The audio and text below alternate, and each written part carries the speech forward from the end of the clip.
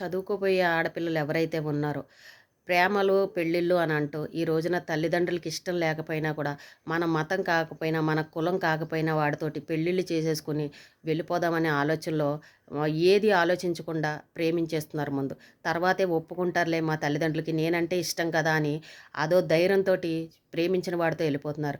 చిన్నప్పటి నుంచి ఎంతో ప్రేమగా పెంచి 20 ఏళ్ళు చదివించిన ఈ తల్లిదండ్రుల మాట వినకుండా ప్రేమించిన వాడితోటి వెళ్ళిపోయి వీళ్ళ పరువును తీస్తూ ఉన్నారు. ప్రేమించడం తప్పా అని అనేవాళ్ళు ఉంటారు. ప్రేమించడం తప్పు కాదు. కానీ వాళ్ళు మనకు సూట్ అవుతారా? కులం, మతం 2 కలుస్తాయా లేదా? అసలు మన ఇంట్లో వాళ్ళు ఒప్పుకుంటారా? ఇష్టం ఉంటుందా? అనేవి ముందుగానే మీరు తెలుసుకోవాలి.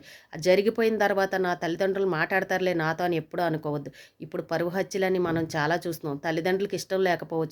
కానీ ఎప్పుడైనా సరే ప్రేమించే ముందు ఇది తల్లిదండ్రులు ఇష్టపడితేనే మీరు పెళ్ళిళ్ళు చేసుకోండి. లేదంటే వాళ్ళని బాధపడి ఈ రోజున 2 కుటుంబాలని కూడా కష్టాల్లోకి, చిక్కుల్లోకి వేసేసింది ఈ ఆడపిల్లలే.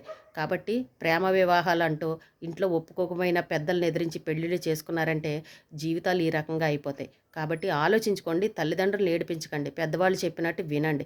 ఇదంతా ప్రేమ, ప్రేమ అనుకుంటారు. ఒక ఆకర్షణ అంతే ఈ వయసులో. అది మీకు ఇప్పుడు అర్థం కాదు. తర్వాత ఏదైనా జరిగిన తర్వాత అప్పుడు మీరు బాధపడతారు.